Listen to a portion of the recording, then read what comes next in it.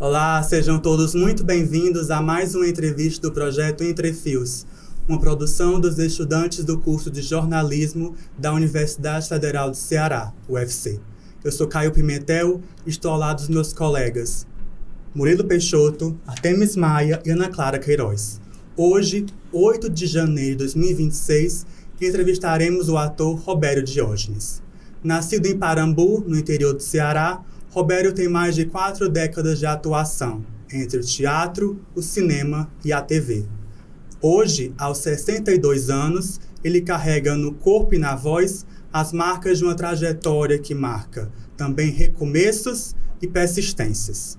Ainda menino, deixou o sertão para viver em Fortaleza, movido pelo desejo do pai de ver o filho como estudante do colégio militar. Em suas próprias palavras, sua grande estreia local foi na peça Blue Jeans, por meio do curso de arte dramática da UFC.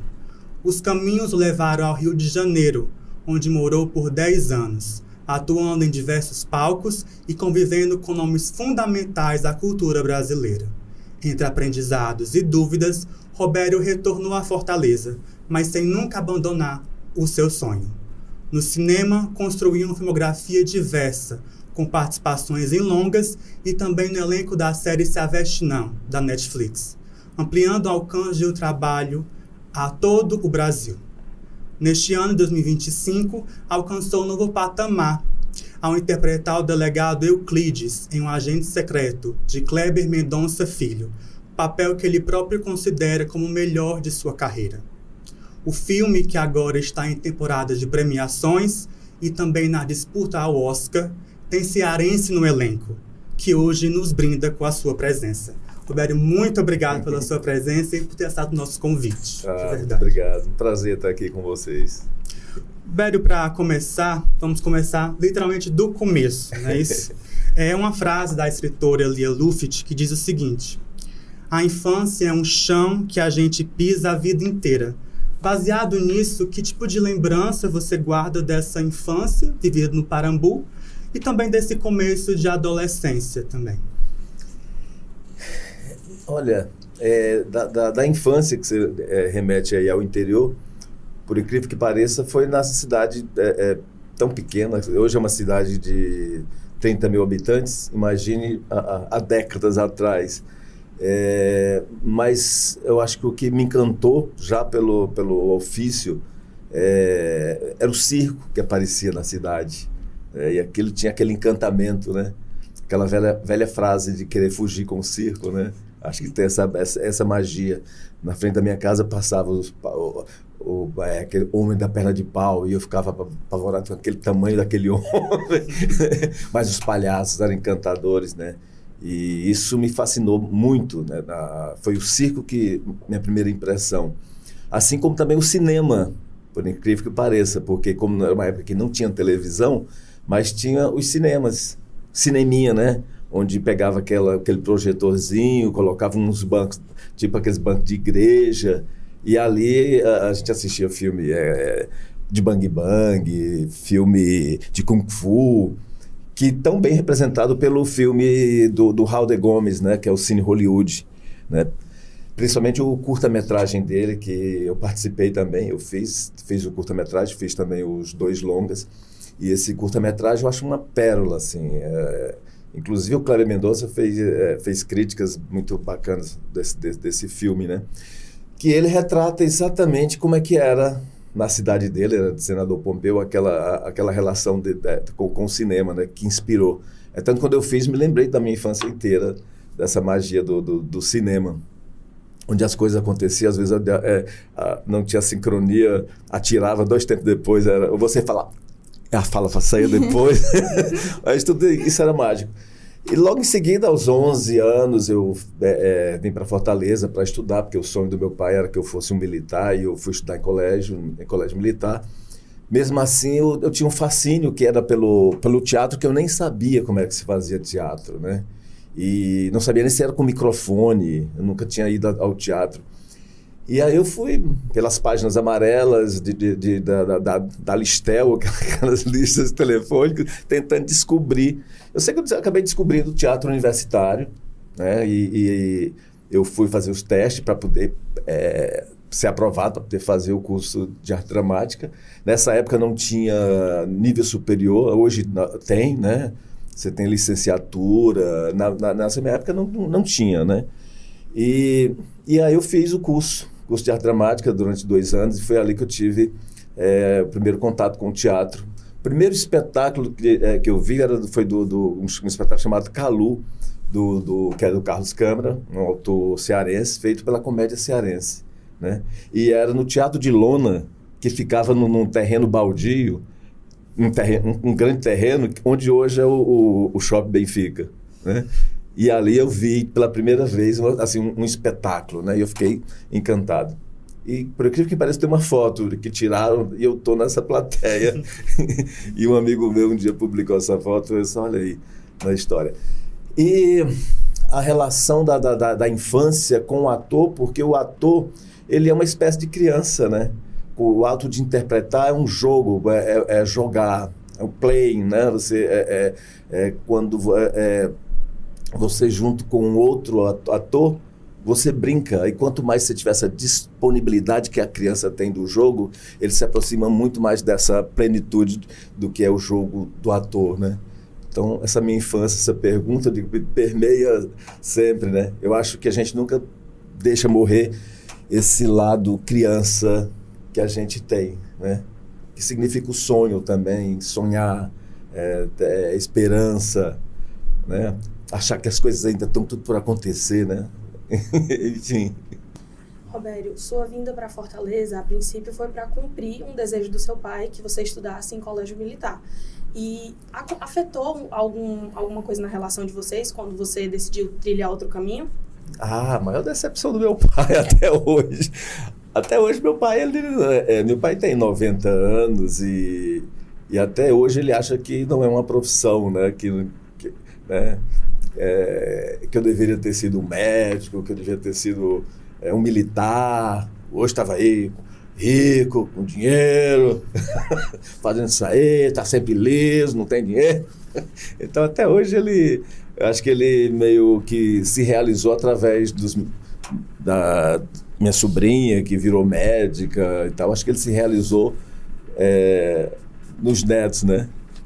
Mas não, assim, comigo acho que ainda tem essa coisa de não entender.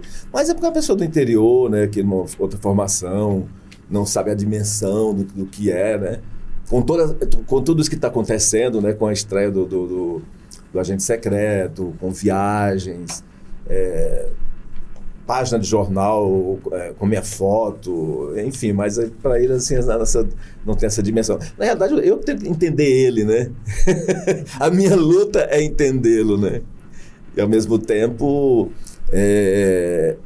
porque na realidade, a gente enquanto artista, a gente briga, não é só com o pai, não só com a família, mas é com o social, né? Porque se você não está num grande canal de televisão fazendo alguma coisa, você não é o ator, né? As pessoas não sabem que, na verdade, você está ali fazendo um teatro, você está fazendo várias coisas ao redor, então as pessoas acham que você não está fazendo nada, quando, na verdade, você está correndo atrás, né? E a gente também tem algo que, como artista, que aflige a gente, porque parece que a gente está sempre começando, né? Quando você faz um filme e ele termina, acabou, né? No dia, quando eu estava filmando o Agente Secreto, aí acabou as minhas filmagens e aí eu fui para o set, que era uma cena que era no apartamento, que era com o Wagner Moura, aquele núcleo do apartamento, e aí o Wagner estava assim, eu disse, cara, tá terminando, né? Também era a última diária dele ali. Eu disse, pois é, cara, vai dando uma sensação de luto. A gente está terminando, a gente vai dando um certo luto e a gente passa uma semana depois para se recuperar, né? Então a gente morre a cada trabalho e a gente renasce no próximo. E a agonia é que a gente, na realidade, não sabe, às vezes, qual é o próximo, né? Roberto, em relação ao seu círculo social, seus amigos, você recebia apoio nos cursos que você ia realizando nas artes? A gente acaba formando os nossos núcleos, né, de amizade. A gente vai descobrindo os amigos que a gente vai formando a partir daquilo que a gente vai crescendo junto, né? Então, obviamente, os meus colegas do curso de arte dramática, as pessoas do teatro, que eu fui me aproximando e fazendo ali uma outra família, né? Então, no fundo, a gente apoia, a gente se apoia, né? Vamos dizer assim, né? Mas, falando dessa questão mesmo no ano de 2025, eu ganhei um edital lá da minha cidade, da Paulo Gustavo, e eu fiz um curta-metragem, que está até no YouTube. Quem quiser procura no YouTube, se chama Cira Barra. Cira Barra foi uma mulher que permeou assim, a minha infância e a minha geração, ainda nessa cidade lá de Parambu, e ela era considerada louca, porque ela era excêntrica, a roupa era ela que fazia, ela andava com as roupas que parecia um general, altiva, e os meninos saíam chamando ela de arara, porque ela era colorida, e ela ficava com a espada correndo atrás. E aí eu achava que eu era uma espécie de Cira Barra, sempre me achei que eu era uma espécie de Cira Barra, porque ao mesmo tempo ela era né, considerada louca, né, onde podia jogar pedra. Ao mesmo tempo, ela era admirada pela sua determinação, né? Aí eu sempre achei que eu era uma espécie de Cira Barra. E aí esse curta-metragem é um pouco uma certa metáfora ali entre eu e esta mulher permeando esse universo, né? Enfim, eu acho... você perguntando... Acho que é isso mesmo. Você está me perguntando, cabe todas essas respostas, né? Robério, você nasceu aqui, estudou no Ceará e já circulou bastante, né? Foi para Rio de Janeiro, estudou e trabalhou lá, foi para Recife trabalhar. E atualmente, como é que está a sua relação com o Ceará, depois de tantos deslocamentos no Brasil? É isso como a gente está fazendo. O Agente Secreto acabou e a gente fica sempre esperando agora quais são os próximos, né?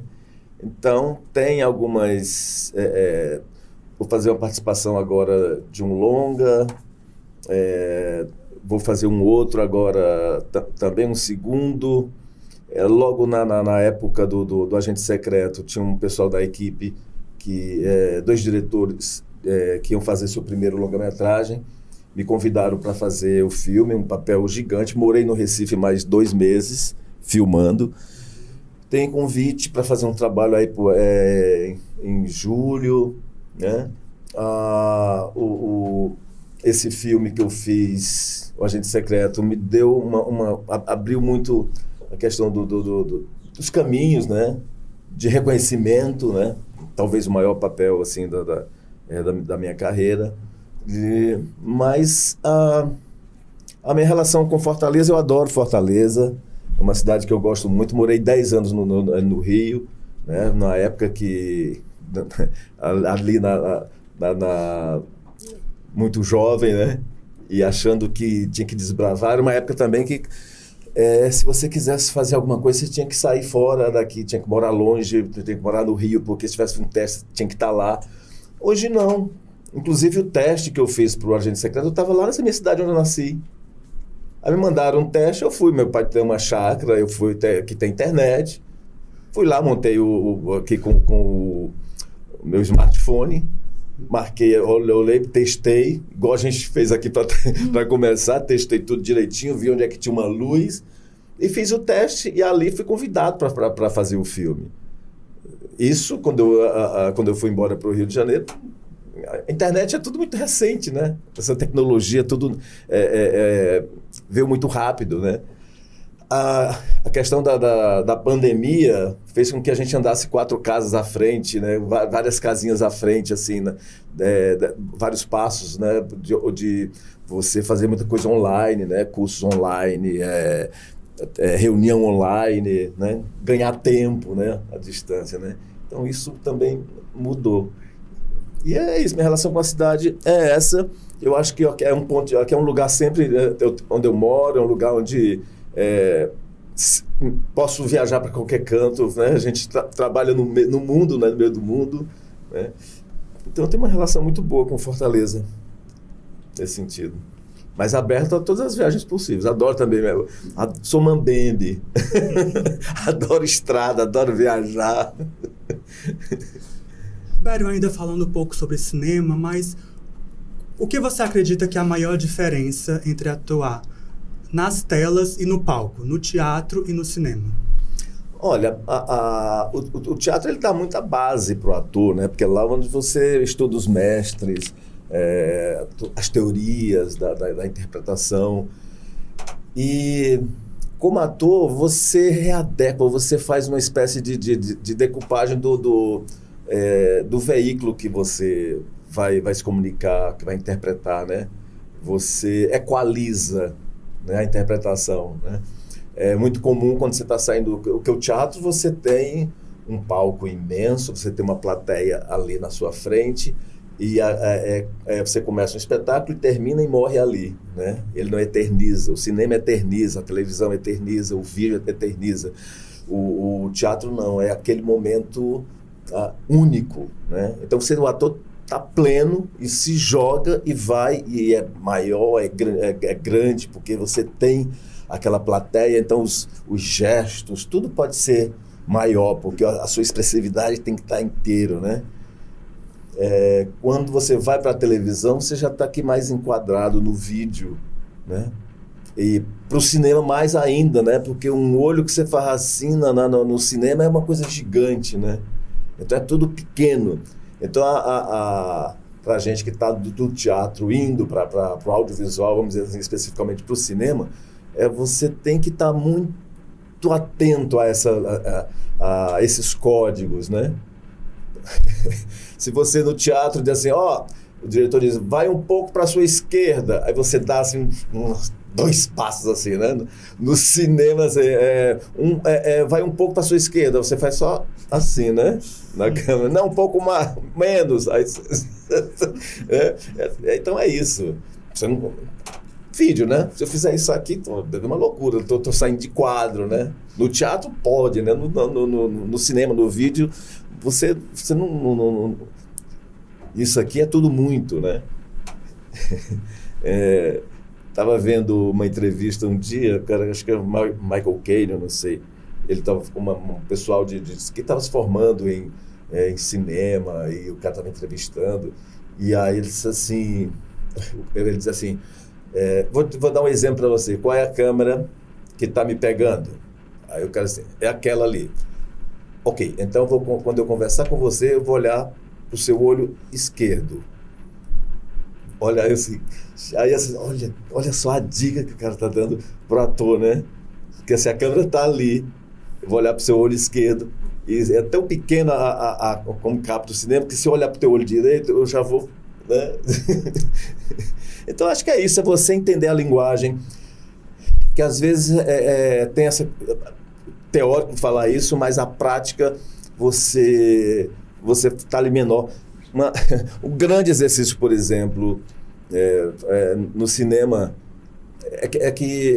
eu falo até mais baixo do que isso que eu estou falando aqui, porque você está super microfonado aqui, ainda tem um boom aqui, e às vezes a voz está muito pequena, que vai ter não sei o quê, e quando você vê depois, aquela tá imenso, aquela voz está linda, né? E às vezes, como ator, eu penso até que não está dando nada, mas aí você entende que é esse o jogo, e aí você faz tudo pequeno mesmo, né? E é angustiante, porque você tá, como ator, você está sempre achando que e você está dando tão pequeno ali, e depois você vê aquilo na tela e diz, nossa, olha aí como ficou, eu achei que não... Né? Enfim, é a magia, né? A magia da arte, de ser ator, do cinema, da televisão. Adoro o set de cinema, adoro a espera, sabe? Porque eu acho que o tempo que você está ali esperando no set, você está ali em harmonia com o ofício, com os atores, com a equipe. Tem uma coisa muito engraçada, o Marcelo Mastroianni, quando ele completou 50 anos de carreira, que ele tem uma frase que ele dizia assim: hoje completo 50 anos de carreira, 30 dos quais só esperando. Porque você chega num set, chegar ao set, sei lá o que, 8 da manhã, aí você passa às vezes para filmar lá no finalzinho do dia uma cena pequena, né? Então 30 dos quais só esperando é uma brincadeira que ele faz com essa espera, né, do cinema. Sim. Robério, você passou 10 anos da sua vida vivendo no Rio de Janeiro, né? E eu gostaria de saber como foi essa experiência em termos de amadurecimento pessoal e profissional. Olha, foi... aos 20 anos de idade, a gente pode tudo. A gente acha que você se joga de peito aberto, né? Você se joga sem paraquedas, assim. Eu acho que ir para o Rio de Janeiro e morar 10 anos é como se eu pulasse sem paraquedas, assim, sabe? Dou um jeito de chegar lá na terra sem me esborrachar, né? Cara de pau de fazer teste para que viesse. Sabe cantar? Sei dançar? Sei. Não sei cantar, nem sei dançar, mas você diz que vai, se joga e com uma vontade de vencer tão grande que você acaba fazendo tudo isso. E eu fui com esse sangue nos olhos, assim, mesmo, assim, de fazer, de bater na porta, né, de querer fazer testes e tudo, aberto a aprender, e aprendi muito, e fazia, além de ator, aí acabo para poder sobreviver, a gente tem que fazer mais coisas, então acabei sendo produtor cultural, né, para poder viabilizar meus próprios sonhos e desejos. Aí montava os espetáculos, saía pelo meio da estrada dentro de um carro, vendendo espetáculos, e aí foi, né? E aí fiz um espetáculo, um espetáculo chamado Laços. Eu fiquei 4 meses em cartaz, de terça a domingo. Hoje em dia não tem nenhum espetáculo que fique de terça a domingo, né? Às vezes, nem no Rio de Janeiro, né? Acho que está acontecendo um retrocesso, assim, enfim, que todo mundo se pergunta o que é que está acontecendo, né? Mas sempre foi a dificuldade do teatro, de patrocínio, o público que vai ficando mais arredio, que vai ficando mais enclausurado dentro dos shoppings, ou ainda em volta ali do streaming, não quer mais, né? Então, a arte também vai sofrendo um pouco, como os cinemas de rua foram acabando, como o cinema hoje está vendo quais as saídas, porque o público também está fugindo das salas, né? Então, acho que a gente parece que anda um pouco para trás, né? Em algum ponto. Então, foi muito rico, mas depois de 10 anos teve um momento que eu cansei, sabe? Já estava fazendo alguns espetáculos, mas eu queria que tivesse acontecido muito mais coisas na minha vida, e de repente não foram acontecendo, aí você vai se frustrando, né? Nossa, e a gente que trabalha com a arte, a gente tem isso, a gente vive ali no meio fio, ali da navalha, sabe? Sempre porque a gente trabalha com subjetivo, né? Você faz um espetáculo, você não sabe o que é que você está entregando, você faz um filme, você não sabe o que vai revelar, né? E aí você vai fazendo, vai se frustrando, ou vai fazendo, vai ficando o ego também. Então a gente está sempre nessa frágil vivência como artista, assim, né? Quase entre a loucura e a sanidade e loucura, né? Mas assim, aí teve um momento que eu disse, não, tá bom, chega, não quero, fiquei mal do teatro, não quero fazer teatro, vou embora. Voltei para Fortaleza, disse, não quero mais fazer teatro, mas nunca consegui largar, né? Eu sempre fazia as pazes comigo mesmo, né? Tem até um fato muito engraçado, mas é uma história muito longa, mas vou abreviar. Quando eu voltei do Rio, eu disse, vou montar restaurante. Meu pai ficava dizendo que eu fosse vender. Meu pai dizia assim, vai vender farinha que você ganha mais dinheiro do que fazer teatro. Aí lá fui eu montar um restaurante, olha só. E aí fiz um financiamento no banco. E aí eu sei que na primeira parcela o restaurante já tinha falido. Aí eu disse, meu Deus, e agora? Eu tinha uma casa hipotecada. Meu pai falou, vende a casa pra você pagar esse negócio aí, rapaz. Eu disse, mas como é que eu vou vender? A única coisa que eu tenho, meu Deus, agora, né? Aí eu disse, nossa, qual é a minha moeda? Minha moeda é o teatro. Opa, minha moeda é o teatro. Aí escrevi um projeto pesquisei onde é que o banco estava, né? 25 cidades, 25 cidades, percorrer 25 cidades, fazer espetáculo para criança, tal. Levei o projeto para o Centro Cultural, e aí o banco falou, nossa, muito bom esse projeto, quanto custa? Eu disse, minha dívida. Aí eu fui, bom, vá lá na gerência do banco, onde você fez o financiamento. Aí eu contei a história para a gerente, aí eu no final, e ela olhando para mim assim, o que você acha? Eu não sei, eu nunca vi isso na minha vida, uma proposta dessa. Aí eu sei que mandaram a proposta para o departamento de comunicação, departamento de renegociação de dívida, já tinha passado um ano, e nada. Aí um dia me liga do banco e diz assim, olha, seu projeto foi aprovado.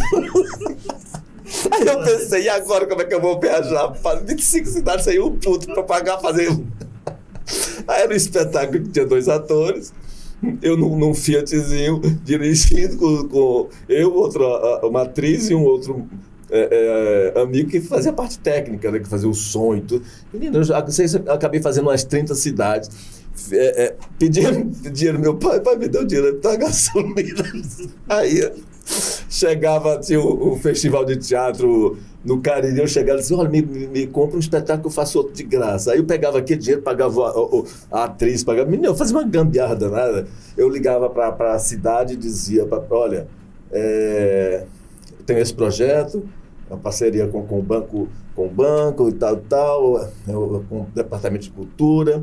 A contrapartida da cidade é só hospedagem e alimentação. Então eu já livrava a alimentação, a hospedagem, né? E tudo. Eu sei que no final das contas ainda fiz uma prestação de conta bacana e o do Centro Cultural olhou, nossa, que prestação de conta, que bacana a realização, se todos prestassem conta desse jeito. Eu sei que aí no final o banco disse, olha, agora você tem que só pagar as custas do advogado, porque aí já não é com a gente, né? Eu disse, ai meu Deus, e agora o que eu vou pagar 20% dessa minha dívida que gera juros sobre juros? Eu só não tenho, né? Aí lá vou eu com um folderzinho do projeto do departamento jurídico. Eu disse, olha, é o seguinte, porque eu vou pagar vocês com 20% do que eu prometi de fazer espetáculo para o banco. Aí o cara olhou assim, só um momentinho. Aí o cara entrou na diretoria, aí ele voltou e disse assim, olha, não precisa não, tá ok, você não precisa pagar nada. Eu imagino a história que ele entra lá e diz assim, ó, a gente vai ter que arrumar aí umas 10 escolas, 5 escolas para ele fazer o espetáculo. O cara disse, não, vai dar trabalho, ele não precisa não. É isso. Aí eu comecei a ressignificar a minha própria profissão. Assim, cara, minha moeda é essa, isso é que eu sei fazer. Eu não sei vender buchada nem panelada em restaurante. Eu sei o que eu entendo do meu ofício de ser ator. Então pronto, vou voltar e ressignifiquei, valorizei meu próprio ofício. Foi o período que também estava um momento muito fértil, muito propício para o teatro, no começo dos anos 2000.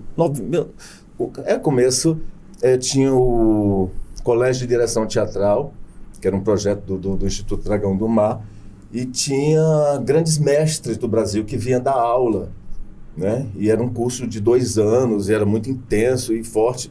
Aí eu voltei para fazer. E foi aí que uma amiga minha, Fabiola Lippe, dramaturga, ela era do Colégio de Dramaturgia, porque tinha o Colégio de Dramaturgia, Colégio de Dança, Colégio de Direção Teatral, e ela era da Dramaturgia. E ela estava com um espetáculo chamado 2x2. Ela quer montar comigo? Eu sou autora, mas eu quero fazer como atriz. Era a história de um casal que ficava preso dentro de um elevador, e se chamava 2x2, e o espaço cênico era 2 metros por 2. E aí, aí eu montei com ela esse texto, E ficamos 10 anos em cartaz. Inclusive, no ano de 2000, a gente foi para o Festival de Guaramiranga, ela ganhou melhor texto e eu ganhei melhor ator pelo espetáculo, né? E a partir daí eu não parei mais. Esse é meu ofício, não tenho que estar... né? Mas é o que eu falo, a cada trabalho a gente encerra, presta conta de si e volta no projeto seguinte. E assim, até hoje. E que diferenças você percebe entre fazer cinema no Ceará e em outros centros do país? Olha, a gente aqui com relação a cinema, no Nordeste, né, tanto Ceará, Recife, tem uma qualidade cinematográfica gigante que não deve nada a ninguém. Então, talvez não tenha esta diferença, né, assim, gritante. Eu acho que, inclusive, tem uma coisa muito acolhedora nossa, de equipe, muito profissionalismo. Né? Veja a qualidade do que foi feito com Agente Secreto, que foi um filme produzido no Nordeste, né? Em Pernambuco. Né? E aqui de uma geração de diretores, de novos diretores aqui no Ceará, que maravilhosos. Né? Não vou citar, porque senão eu posso ficar de fora de algum e nem me lembrar, mas tem muita gente talentosa, né? E que eu desejo muito trabalhar com todos eles. E já estou começando, porque o Agente Secreto também abriu um portal assim, de conhecimento, né, de cartão de visita, e já começa a me chamar, e já começo a ver, a experienciar esses novos diretores, assim, de alguma forma, né? Acho que que já tem muitos trabalhos bons no cinema, né? Tanto que tem uma plataforma no governo do estado, que é o Ceará Mais, uma plataforma de streaming, onde tem todos os filmes produzidos aqui no Ceará. Ceará com S, né? Ceará Mais. Você vai lá, se cadastra e você tem acesso a vários filmes feitos aqui. E você vê a qualidade, nada a desejar, né? Então, hoje, como eu estava falando, a gente está aqui em Fortaleza, pode estar trabalhando aqui, pode estar trabalhando lá no Recife, pode estar trabalhando em São Paulo. Acho que o Brasil se abriu mais, né? Embora ainda tenha o preconceito contra o nordestino, né?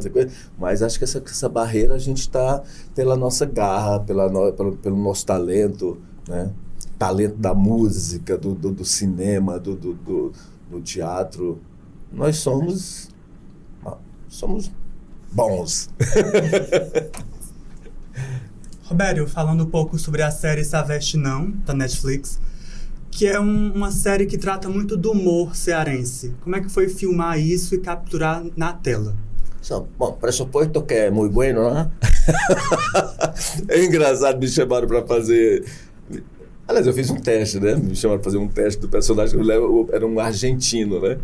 Aí eu gosto de brincar com sotaque e tudo, e aí me chamaram para fazer esse filme, né?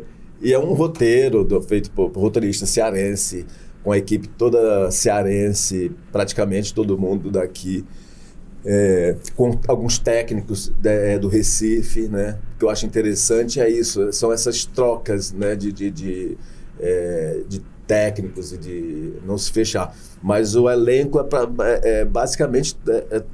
não, são todos cearenses, né? E foi muito bom fazer, né? Eu me lembro que eu fiquei vendo tudo que era filme em argentino, sem legenda, para poder sentir o sotaque e brincar com o sotaque. E é muito divertido, muito bem feito, uma altíssima qualidade, está na Netflix, procura na Netflix, está lá, Se Aveste Não, é gostoso de assistir, acho que são 8 episódios, e é muito bom. Eu digo, a gente está se destacando até nesse fazer, né, desses talentos de roteiristas, né, maravilhoso. Em termos de construção do personagem e do ritmo da trama, né? O que muda na condição de ator quando o trabalho é uma série e quando é um filme? quais diferenças tu percebe mais, sabe? Olha, eu nunca fiz uma novela, né? Mas eu tô louco para fazer uma novela. Mas quando você faz uma novela, o ator tem o desafio de não saber o destino do seu personagem, né? Porque dependendo da pesquisa, pode ser que ele vire um vilão, começa bonzinho e termina mal. Mas uma obra fechada, você conhece o seu personagem, né? Se é uma série, mesmo sendo uma série, ou se é um filme, ele tem uma obra que ela já está escrita, né? Tu já sabe qual é o arco dramático de um personagem, né? Então você constrói aquele personagem já a partir desses dados, né? No filme, você tem aquele período de filmar naquele período e é uma obra mais curta, né? Um filme, 2 horas de duração. Se você vai fazer uma série com 7 ou 10 episódios, e cada episódio é quase que como um longa, né? Eu fiz agora, logo depois que eu terminei o Agente Secreto, eu fiz uma participação na 2ª temporada do Cangaço Novo, né? Aí, por exemplo, para uma série, você está filmando alguma coisa, mas você pode estar filmando do 7º episódio, depois da manhã você vai fazer uma cena do primeiro, porque você está fazendo pelo set, né? Naquele set que você tem ali, você vai ter uma cena naquele set que é no primeiro episódio, no terceiro e no 5º e tal. Então você vai matando, né? E depois os editores têm todos aquele emaranhado para poder ir juntando e fazendo as seus blocos, né? De cada por episódio, né? E no cinema, de certa forma, né? A gente começa o teatro, ele tem uma linearidade de construção, né? Você faz, tem uma ordem, né? No cinema, por exemplo, você pode, inclusive, no primeiro dia de filmagem, é a cena que você morre e tal. No dia seguinte, você vai fazer o início da construção do personagem. Então, você, como ator, você tem que estar preparado para essas cenas fora da ordem. Porque o cinema é caro, você não filma hoje, se você é numa praça, se é uma noturna e acontece dentro de um bar, então, e se desse bar aparecem várias cenas do filme, você vai fazer todas naquela sequência daquele set, né? E aí, se agora dentro de um apartamento, então, todas as cenas que é dentro do apartamento, se é começo, meio ou fim, você faz tudo, né? E depois, na montagem, se faz essa ordem cronológica, né? Então, o desafio do ator é ter o senso de continuidade.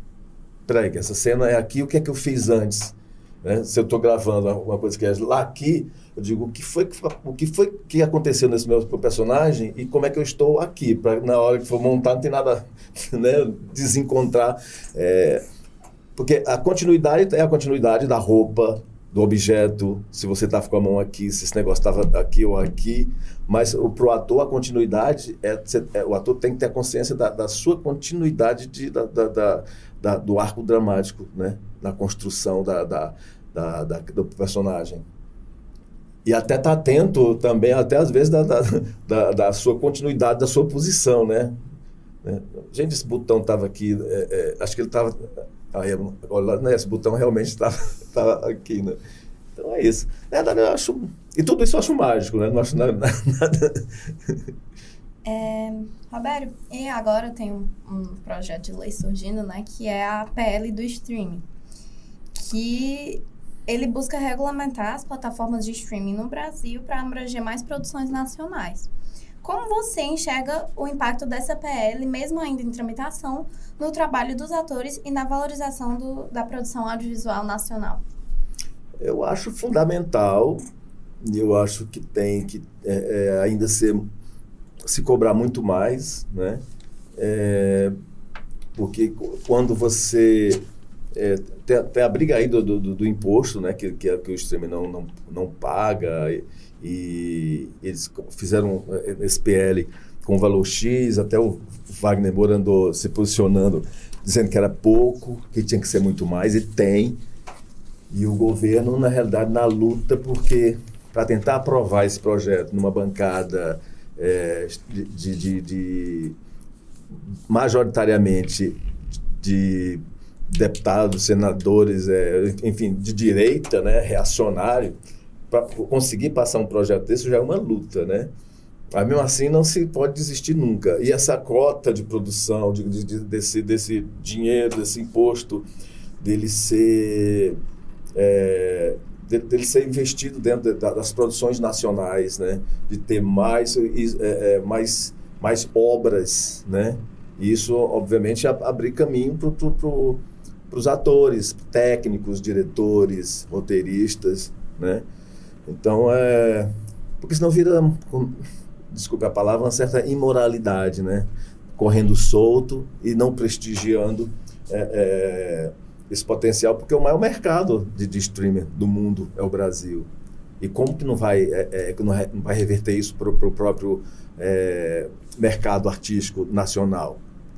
Então, acho que não é uma terra sem lei, tem que ter leis rígidas mesmo, né? Senão ele chega, essa invasão, essa colonização em cima nossa sobre a gente, basta, né? Menos, né? Nem tanto. Roberto, vamos dar a ficha de premiação do Agente Secreto. O Agente Secreto já ganhou mais de 50 prêmios, incluindo o Festival de Cannes como melhor ator e melhor direção, e também o Critics' Choice Awards como melhor filme internacional. Foi indicado também ao Globo de Ouro como melhor filme, ator em drama e filme internacional, que vai ser agora, nesse domingo, dia 11. Já os indicados ao Oscar serão anunciados em 22 de janeiro e a cerimônia vai acontecer somente dia 15 de março. Roberto, você está no filme como um delegado. Como é que foi filmar esse produto que está sendo visto pelo Brasil inteiro? Então, eu fiz esse filme através de teste. Não foi nenhum convite direto, né? Abri o teste no Brasil inteiro, né? Eu mandei uma apresentação minha, depois mandaram uma cena específica do filme que já era do personagem do delegado. Depois teve um terceiro teste ainda, que já foi direto com o diretor, né, com o preparador de elenco e com a produtora, que era Emily. E aí, nesse terceiro teste, ele já efetivou o convite para que eu fizesse o filme, né? E aí ele falou, me elogiou, que gostou do meu teste, do vídeo, que eu dava uma certa leveza ao personagem, ao mesmo tempo que dava uma profundidade, que o roteiro que ele escreveu, o personagem era um delegado pernambucano, mas como eu tinha feito tão bem, não tinha problema nenhum, eu podia ser cearense, o delegado, né? E aí eu cheguei no Recife, me mandaram o roteiro.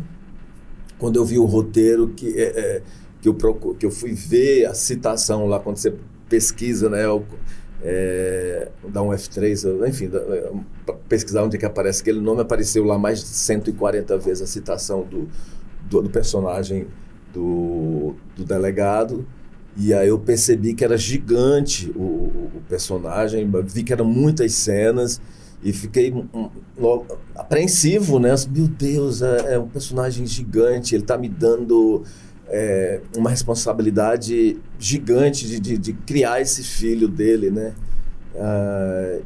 E aí fui para o primeiro dia de ensaio. No primeiro dia de ensaio era ordem do dia, ensaio, Roberto Diógenes, Cléber Mendonça Filho, Wagner Moura. Eu sei, meu Deus. Mas desde o primeiro momento, o Cléber era assim, um diretor muito generoso, o Wagner Moura um ator extremamente generoso. Nos ensaios a gente era muito colaborativo, o Kleber dava as indicações muito pontuais, tinha o preparador de elenco, a gente ia repetindo a cena, ensaiando, o Kleber fazendo questão de que ali eu entendesse que precisar de pausa, tempo, né, na cena e tal, e a gente foi fazendo aquilo e junto com Wagner, e aí essa cena que foi muito bem ensaiada, inclusive foi a primeira cena que foi divulgada internacionalmente, que é a cena que o delegado chega, vai se aproximando dele, pergunta: você é policial? É aquela, né? Não sou policial, não. maior pinta de policial, cara, rapaz, né? E aquela cena foi divulgada no Festival de Cannes, internacionalmente. E me lembro que quando terminou o filme, teve uma festa do filme. A Vitrine Filmes fez como é que chama? Um orelhão conceitual, né? E que no lugar do orelhão era uma TV, assim, passando essa minha cena com o Wagner em looping, a festa inteira, né? Era um espaço instagramável, né? Para as pessoas tirar foto e tudo, né? E ali já teve esse impacto, né? Dessa cena logo comigo, né?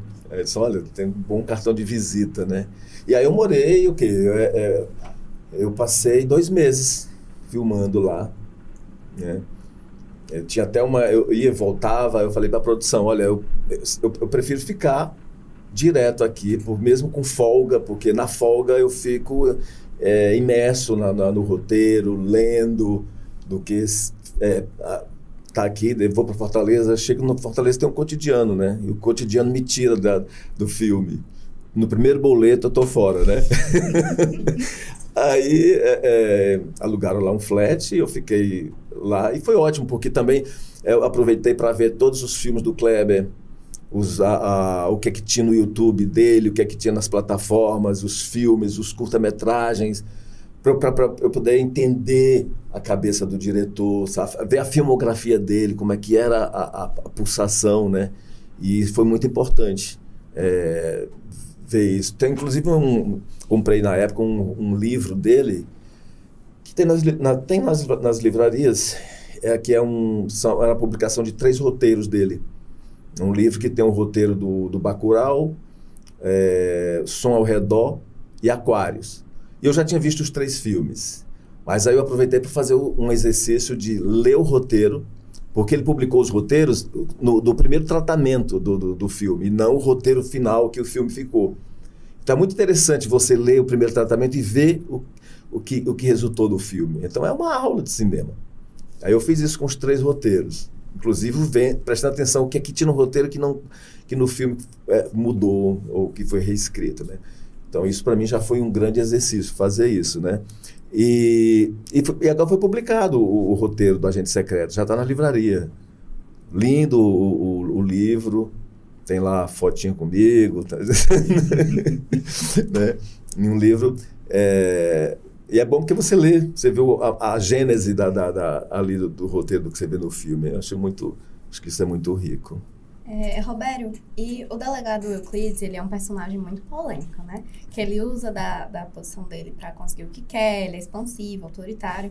O que você acredita que esse personagem revela sobre os temas centrais do filme?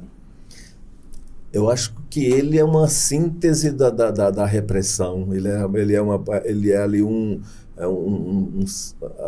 símbolo da ditadura, né? Um filho da ditadura, um filhote da ditadura, um representante desse sistema, da figura fascista, né? De extrema direita, né? É um cara que acha que justiça se faz com as próprias mãos, a lei é ele, né? Mas você não vê como espectador as atrocidades que ele faz, né? Mas você vê também o outro lado do personagem, que é o lado humano, que humaniza o personagem. Por isso você, como espectador, sai com raiva de você mesmo, dizer, que ódio, por que eu estou saindo gostando dessa figura, né? Você, quando você se apaixona por alguém, fica com ódio, eu estou gostando dessa pessoa, né? Talvez um pouco disso. Mas é porque, se você vê, ele tem atitudes muito humanas, né? O que humaniza. É um personagem que tem 2 filhos. Ele cuida dos filhos. Ele cresceu aqueles meninos ali do lado dele. Você não vê a figura da mãe, você não sabe. Então é como se ele ali assumisse a paternidade mesmo daqueles, né? Ele é um cara que vai com a cara, ele vai com a cara do Marcelo, que é o personagem do Wagner Moura.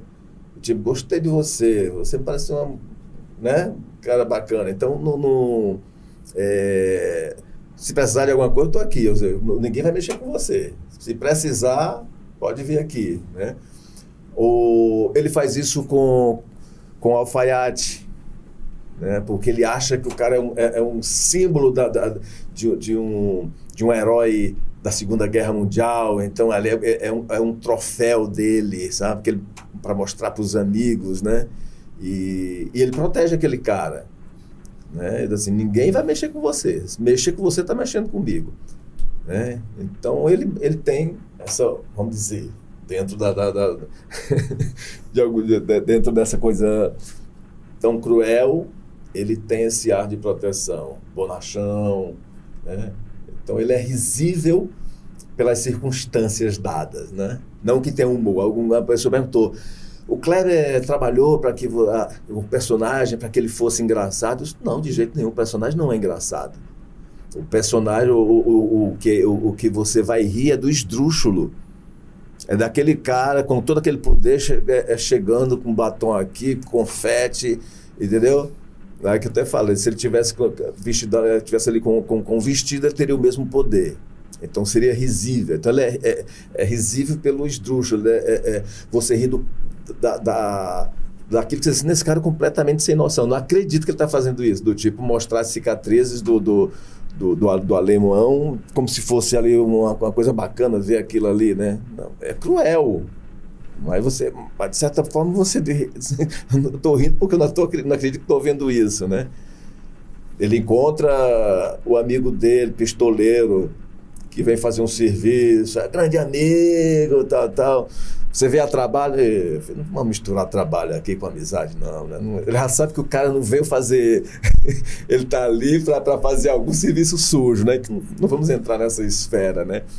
Mas, na realidade, as tragédias, ele não é causador de nenhuma tragédia dentro do filme. Inclusive, ele é o que? É vítima da própria tragédia, né? O filho dele é assassinado dentro da trama, enfim, né? Eu aqui dando spoiler, mas também na altura do campeonato, quem é que não viu o filme, né? E se não viu, vá ver. Roberto, durante as gravações de um produto audiovisual, sempre tem as cenas que mais marcam, né? São mais impactantes.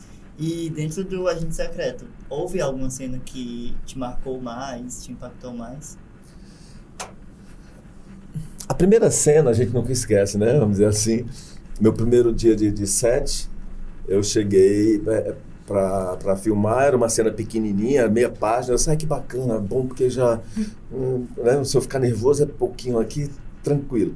Quando eu cheguei era simplesmente a caminhada do corredor, quando eles vão atrás de saber a história do tubarão, que engoliu a perna, que tem a mulher lá que está a pesquisadora lá dentro, a legista, né? E ele quer só saber quem é que está lá, né? Esse BO. Tem fulano que está lá? Não, fulano é chato, danado, tem jornalista, tem isso, tem aquilo. Então era só aquela cena do corredor. Só aquela cena. E quando eu chego no set, que era na Universidade Federal de Pernambuco, aqueles caminhões, sabe, aquelas vans, aquelas mega estruturas, meu Deus do céu. Aí estava na hora do almoço, o meu set era à tarde, né? O Wagner já tinha... Me encontrei, ele olhou para mim e disse, olha aí. Aí quando eu olho, tá ele com bigode, cabelo desse tamanho aqui, tudo de aplique, porque era exatamente a cena de flashback da universidade, quando ele recebe os caras lá, tal. Aí, olha que engraçado. E aí quando eu cheguei assim, meio tímido, aí, meu Deus, primeiro dia, né? Aí quando eu vou chegando no refeitório, que era a hora do almoço, aí só escuto alguém gritando, Garcia! Garcia é o personagem do Se Aveste Não. Aí quando eu olhei, eram os técnicos de som que faziam o Se Aveste Não, estavam fazendo o Agente Secreto, eram os técnicos de som. Cara, obrigado, eu já estou me sentindo em casa. Aí Kleber estava assim na ponta do restaurante, falou, Roberto, ele me chamou. Aí eu disse, tudo bem, seja bem-vindo ao set. Eu sou, rapaz, estou aqui com o coraçãozinho apertado. Ele disse, fique tranquilo, você vai fazer muito bem. Então essa frase dele permeou toda a filmagem. O tipo assim, essa tranquilidade de dizer, sabe, vai dar tudo certo, né? Um dia em São Paulo, a gente estava na mostra de São Paulo, a gente estava falando como é que cada um tinha recebido a notícia do convite. Ele olhou para mim e falou assim, mas eu te chamei porque você não ia fazer bem, né? Porque eu te chamei porque eu tinha certeza que você ia fazer bem. Eu sou, rapaz, isso para mim é um prêmio da mostra. Assim como um dia a gente estava em Cannes, era a véspera do filme, a gente estava num restaurante, era aniversário de 2 pessoas da equipe. Eu não tinha visto o filme ainda, né? Eu ia ver no dia seguinte, na estreia. Aí estava eu e os 2 atores que fazem o meu filho no filme, né? Aí ele chegou e disse, olhem, vocês não fazem ideia de como vocês estão bem no filme. Eu disse, rapaz, pronto, outro prêmio em Cannes. Então, isso foi marcante por ser o primeiro dia de set. Agora, um outro que eu estava falando aqui nos bastidores foi o set quando a gente fez a cena do Hans, que é do Alfaiate. Que eu tinha lido aquela cena, foi inclusive uma das cenas que eu li no teste. E quando foi para fazer, eu não sabia que era o Udo Kier. Eu disse, caramba, fazer com o Udo Kier, esse grande ator internacional, que privilégio, né? Porque ele fez o Bacurau, né? E tudo. E aí, ele não falava português, eu dava a fala em português, ele cortava onde ele queria, porque ele não tinha, mas ele era a estrela, ele podia fazer o que quisesse. O outro ator, que era o Wilson, que fazia o companheiro dele, tinha que falar com ele em alemão, não falava alemão, e ele suava ali para dar aquele texto, e a gente repetia muitas vezes, porque cinema é assim, você repete uma cena, vários takes, né? Aí me lembro que a gente saiu sair para repetir a cena, o Wagner falou assim, gente, salve-se quem puder, cada um por si. Aí a gente riu ali, descontraiu, vamos brincar com a cena, vamos fazer. Quando terminou a cena, o set, o Kleber falou assim, ok, gente, temos o set, já temos o set, e este é o set mais inusitado do filme. E a gente riu porque foi muito complexo ali, foi muito tenso ali. E aí a gente ficava perguntando, gente, aquela cena, como é que eles vão montar aquela cena tão picotada? Aí quando eu vi a cena tá maravilhosa, tá linda. E o Kleber acaba sendo um cara visionário, porque ele fez aquela cena em homenagem ao Udo Kier. E o Udo Kier faleceu agora, né, como se fosse uma homenagem póstuma ali, né, de homenagear. O Kleber era muito amigo dele, né, e eu acho que talvez tenha sido até o último trabalho do Udo. Não sei se ele fez algum outro filme depois, né. Mas todo o processo do filme, todas as cenas eu adorei fazer todas, as noturnas, aquelas cenas no Camburão, naquela viatura com os carros guias na frente, uma parafernália de equipamento na lateral, assim, que a gente parecia... Sabe quando... Me lembro de uma cena estrúxula, sabe quando o cara cai da moto, faz aquele monte de parafuso assim, parecia o carro, era com um negócio daquele, sabe? Cheio de assim, câmera na frente, assim, um carro guia na frente com vídeo assiste, seguindo, e a gente voltava aquilo 300 vezes para fazer aquela cena. Então, todas as cenas foram maravilhosas, adorei tudo, assim, para mim foi uma grande aula, e no dia que terminou, a gente morria de saudade, a equipe maravilhosa, todo mundo feliz, e ao mesmo tempo entregando com profissionalismo o que tinha que ser feito, né? Robério, e o filme ele discute muito sobre a importância da universidade pública no Brasil, né? Qual é a mensagem que o filme escolhe abordar ao trazer esse assunto? Naquelas cenas você vê que o Kleber ele tem um... O Kleber tem em toda a obra dele, ele tem um humor muito fino, né? Ele tem uma ironia. Então ali você vê quando ele pega aquele representante que vem do Sul para tratar a Universidade do Nordeste como uma perna menor, né? os nordestinos como figuras menores, ele exacerba um pouco isso para mostrar esse preconceito, também para mostrar a resistência do Nordeste, para mostrar que a gente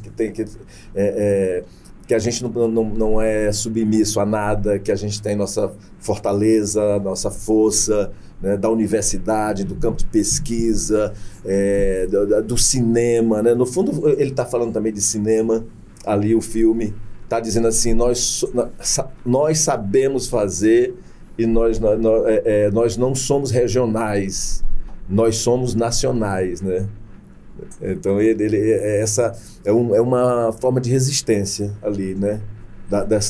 Da importância, né? Robério, agora em agosto de 2025 foram encerradas as gravações de A Margem do Rio, o primeiro longa da dupla de cineastas pernambucanos, Enoque Carvalho e Matheus Farias. E eu gostaria de saber como se deu essa parceria e o que a gente pode esperar dessa produção. Olha, o Matheus e o Enoque, eles estavam nos bastidores do Agente Secreto, em todas as filmagens, que eles estavam fazendo o making-off do filme, que eu acho que deve ser lançado, creio, pela Vitrine, um making-off depois desse registro. E o Matheus é um dos montadores do Agente Secreto. Ele, juntamente com o Eduardo Serrano, o Matheus, ele é um desses montadores. E eles iam, Enoque e Matheus iam rodar o primeiro longa-metragem deles. E eles acharam que eu tinha perfil para um dos personagens. Mesmo assim, a produtora de elenco entrou em contato comigo, me mandou teste, eu fiz uns 5 vídeos e finalmente eles me convidaram. E eu morei de novo, no mesmo período, 1 ano depois eu voltei para Recife para morar mais 2 meses e para fazer esse longa. E é um personagem gigante, ele é o antagonista no filme, mais um vilão para a carreira. E é um personagem assim, com um arco dramático muito interessante. O meu personagem é um pastor de métodos não convencionais e a princípio que eu poderia fazer um personagem com toda a caricatura do clichê de vociferar, e a gente acabou construindo um personagem muito psicológico, talvez beira a psicopatia, né? Na delicadeza, a crueldade na delicadeza, no gesto e tal. Aquele olhar apaixonante de quem quer seduzir para a igreja ao mesmo tempo. E aí eu acho que vai ser um filme que pode mostrar também vamos dizer assim, uma outra faceta do meu trabalho como ator, né? Estou curiosíssimo, porque já estão na fase de montagem do filme, né? E foi muito bom, foi muito desafiador fazer.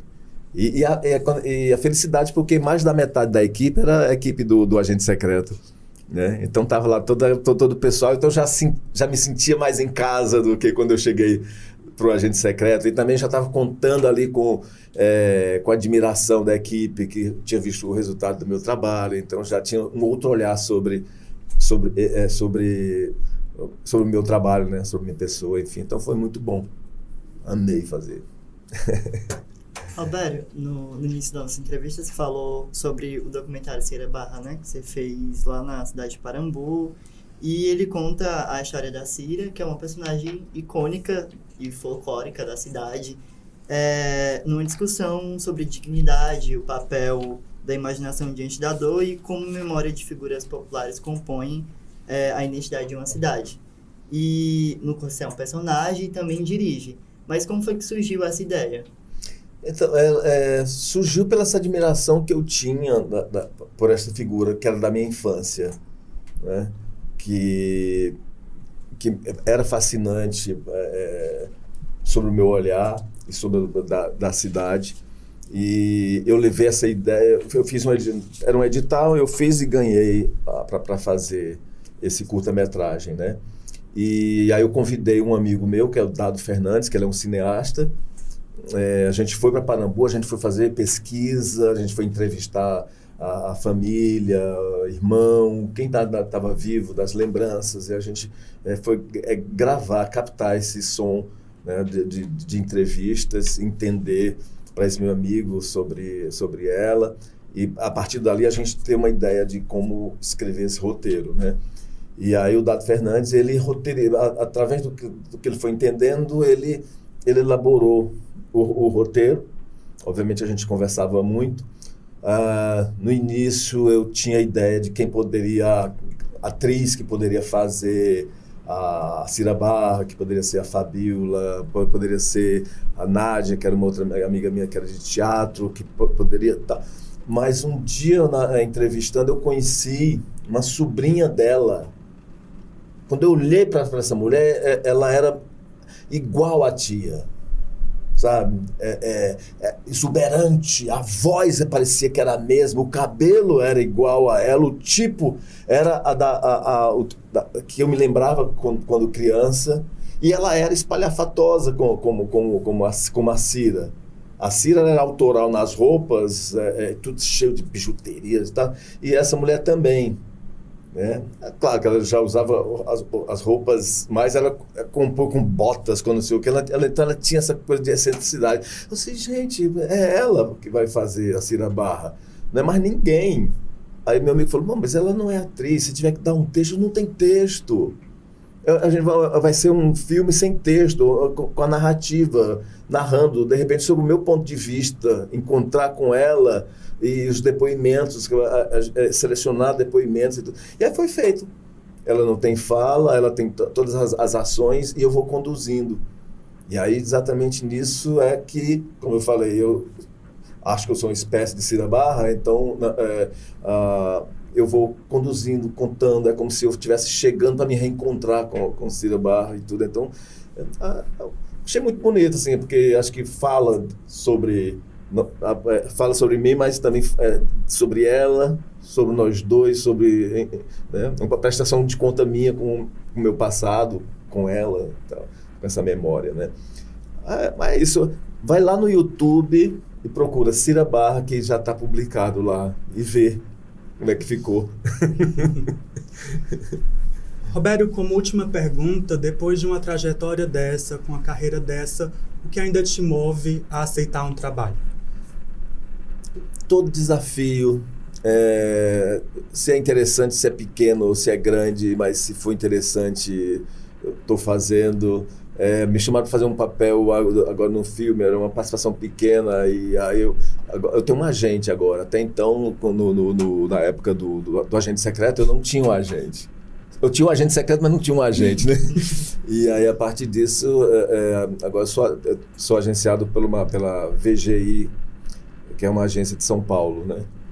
E aí todo contrato, tudo tem exclusividade com ela, então passa por ela. E é muito bom, porque é desgastante você como artista, ter que negociar cachê, é péssimo.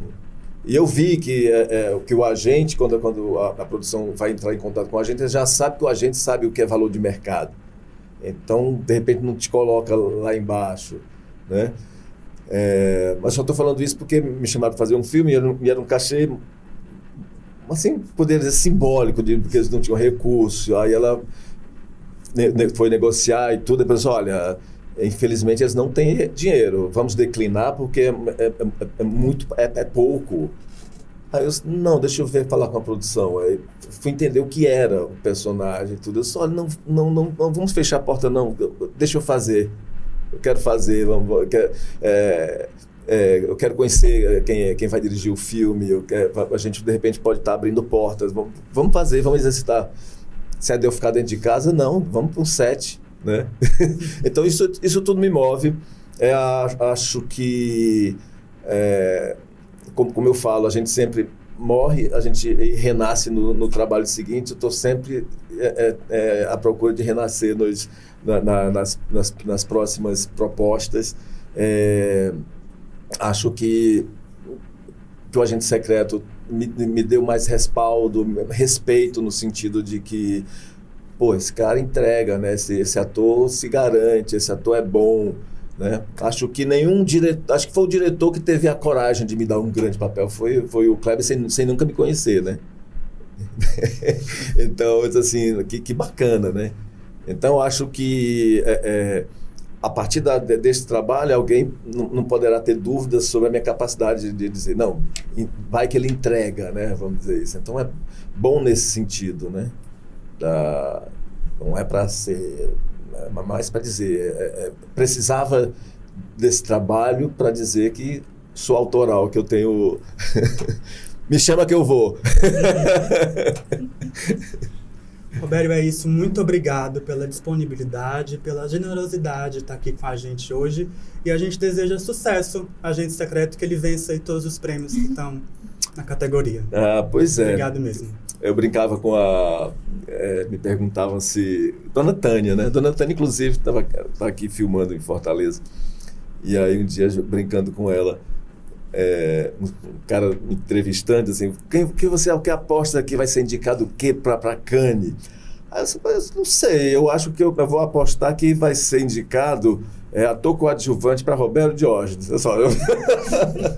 até mandei para você, Murilo, teve um crítico de cinema, né, que ele faz, todo final de ano, ele faz os melhores filmes e ele dá prêmio das categorias. Aí eu entrei na categoria ator coadjuvante e saiu o resultado e eu ganhei o prêmio de melhor ator coadjuvante. Mas é isso. Bom, ficaria conversando aqui bem mais tempo, mas obrigado também. E também dizer que algumas décadas atrás, antes de viajar para o Rio de Janeiro, eu não tinha arte cênica como na faculdade, né? O que era mais próximo era a comunicação social, jornalismo. E eu fiz na UFC o vestibular e passei. E aí me lembro que no primeiro semestre estava greve, passou 6 meses em greve, foi aí que eu decidi ir embora para o Rio de Janeiro e eu larguei a faculdade e me mandei e fui embora. Porque eu me perguntei, eu quero ser ator profissional ou vou querer ser jornalista? Aí eu disse, não, quero ser ator profissional. Aí fui. Depois fiquei me arrependendo, assim, aquelas coisas. E se, mas e se não existe, né? O que existe é a vida, eu quero que você... É o que vai acontecendo, né? Mas enfim, só aqui, eu ator. E não sou policial, hein? Essa foi mais uma entrevista do projeto Entre Fios, uma produção desenvolvida pelos estudantes do curso de jornalismo da UFC, sob orientação do professor Robson Braga.